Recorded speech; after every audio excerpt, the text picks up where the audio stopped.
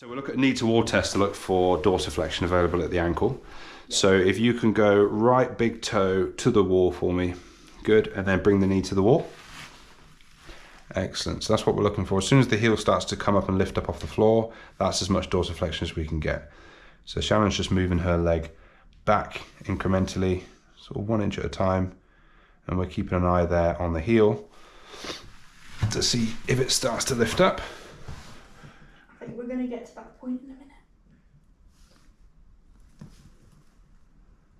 That's good. I mean, you're looking at about between 4 and 5 inches there. Oh, yeah, I can't do that one. That's really good, yeah. So maybe just take a little slide forwards. Perfect, and then go from there.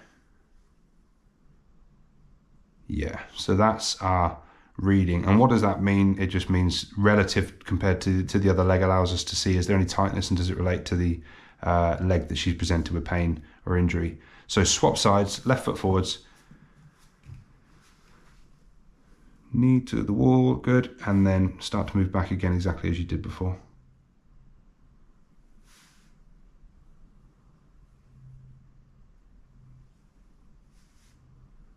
So we're approaching the spot that she got to with the right leg, and just a slight lift of the heel there. I think this might be the end, but this is really good ankle dorsiflexion. Yeah, this might be the end, I think. Yeah, that's fine. So we're looking at quite a symmetrical and a very good result for both ankles.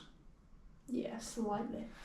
So we'll start with the right, and we're going to look at active movements first. So if you can invert for me, please, with this foot.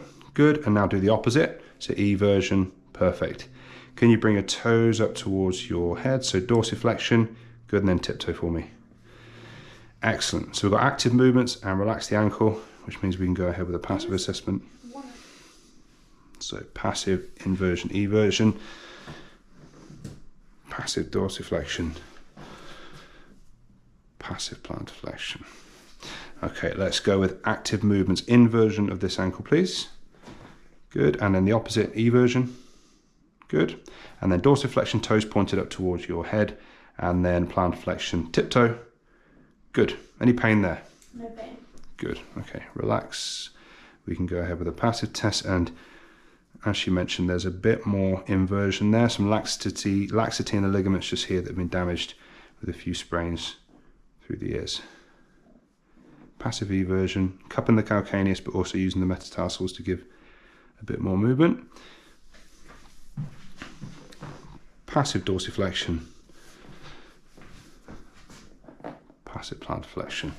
So last thing to do here then is the resisted tests. So I want you to invert both ankles against my resistance here. So go, good, and what we need to watch out for there, you can relax, is a tendency to internally rotate from the hips. So make sure they've been cued well on inversion.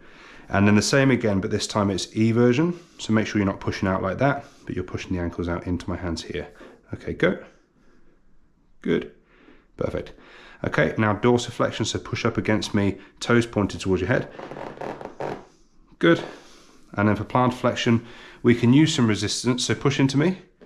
But of course, the plantar flexors of the ankle are strong, so relax. You might want to prefer to go with something like a calf raise against a wall.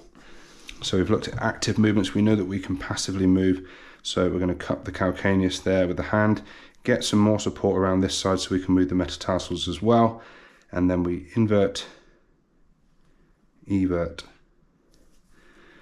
dorsiflex. And as we dorsiflex, I'm trying to use that calcaneus and keep the tibia and talus where they are.